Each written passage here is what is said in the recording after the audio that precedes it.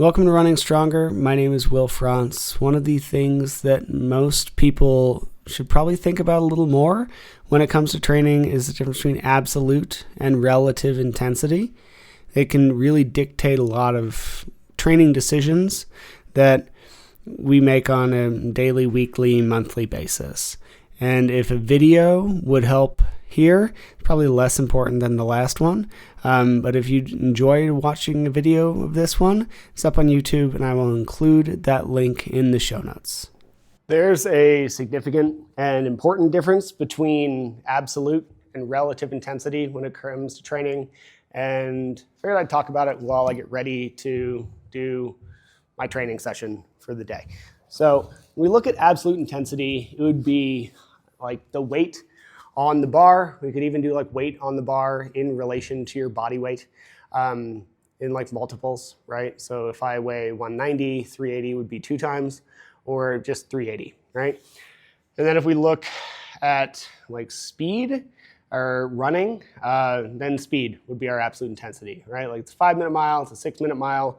We could even make the argument that's also a little bit in relation to body weight, because that's what your like muscles and tissues have to handle as you impact the ground. I don't really give a shit about body weight all that much, other than we do have to recognize that it is the thing that's impacting creating force, right? So when we look at absolute intensity, it would be the weight on the bar, the weight that you're moving, or the like speed at which you're moving.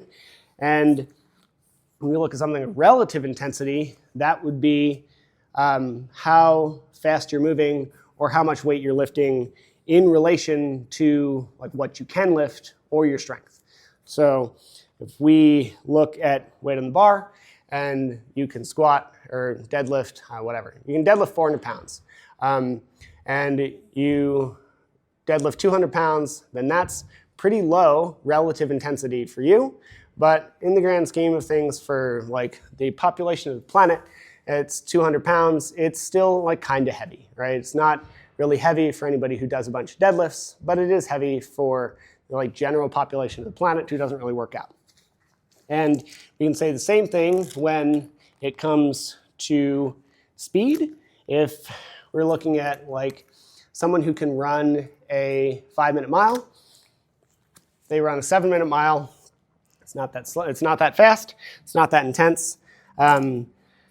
But if in the grand scheme of things, a 7-minute mile or like a 6:30 is pretty fast. It's faster than most people can do, right? And when we look at training plans, training modalities, and like ways to push volume, we have to consider both of these things. Because in order for you to get better, we really have to focus on relative intensity, right? Like we have to push an intensity that is within like an arm's reach of failure for you in order to make progress. There is no point in focusing on like squatting 700 pounds if you can only squat 3. There is no point in focusing on like deadlifting 700 pounds if you can only deadlift 4. Right? It doesn't matter the absolute intensity of anybody else. We just have to focus on the relative intensity that you're trying to do and take it pretty close to failure. And this is going to be true for running as well.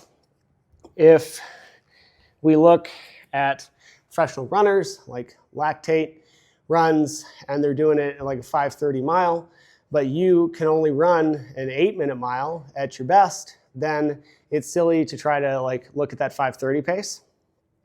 And we often see this, hit a breakdown when it comes to training. So when you look at someone's training splits, you might see them do like mile repeats. Now, if they're a professional runner and they can run a 4-minute mile and we're running mile repeats at a 5K pace, then they are running repeats of a 5-minute repeat at a like VO2 max intensity, right? And that's probably what matters, that they're doing VO2 max intensity for 5 minutes at a time on a cycle.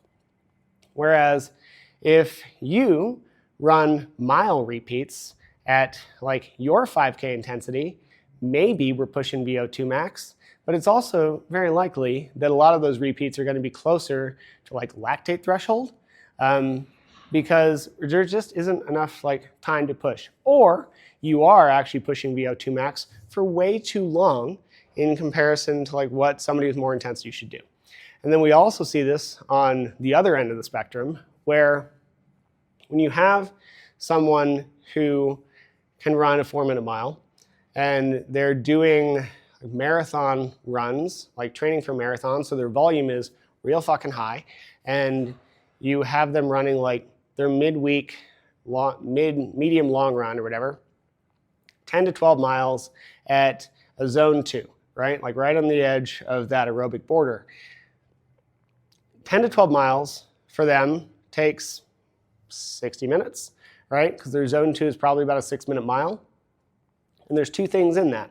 One, probably should focus on the fact that they're doing like 60 to 90 minutes work instead of 10 to 12 miles. Because if you run at your zone 2 at an 11-minute mile, that is so fucking long, right? Like we're looking at another long run from which you're going to have to really recover just due to the time and make sure you fuel it, etc. Plus just a lot out of your day. Also, if we look at their absolute intensity, they are running a 6-minute mile at whatever pace, which means that their like feet are pounding into the ground, creating a ton of force, really getting their legs to work hard. Now, if you are running an 11-minute mile, that's great if that's where you are. It's not a problem. It's not that you need to run faster.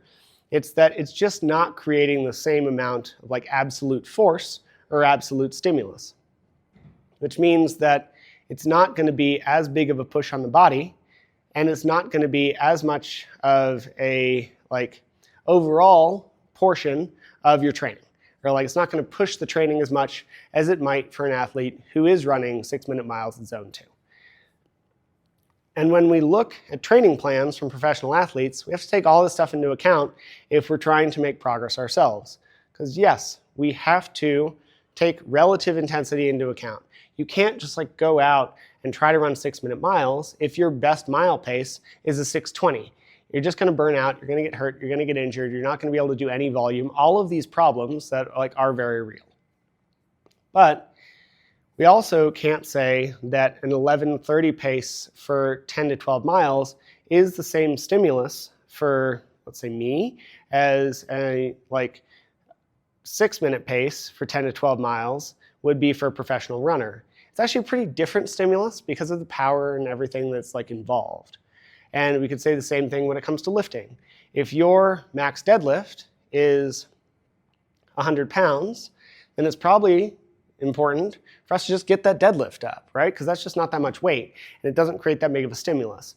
But if we're looking at something like your max deadlift being 400 pounds, then, or 500 pounds, then we can say that you're actually able to create like a lower intensity stimulus and for it still to be a stimulus, right? So like for me, later this week, because I'm tapering strength a little bit or like backing off strength a little bit in order to like peak for a race in a month, I'm going to be doing speed deads. And since my max deadlift is probably somewhere between 450 and 5, I haven't tested it in a while, I'm going to be pulling like 225 to 250 as fast as I can with some band resistance.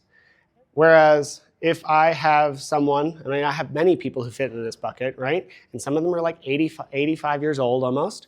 And if their max deadlift for a set of, I don't know, 10 is like 40 pounds, having that person do 50% with like some sort of band resistance just doesn't make a lot of sense, right? Like I don't need to band this person's deadlift if it's 30 pounds, and I don't need to try to have them pull it off the ground as much as possible. We just want to make them stronger, right? And same if we're looking at running. If you have no running volume or you just aren't that fast, we should focus on building the running volume and getting faster before we focus on like exact intensities per whatever, right? Like we're missing the forest for the trees a lot of the time here. Because when we use professional athletes as our example, their like absolute intensity is so high, even when it's relatively low for them. And honestly, vice versa.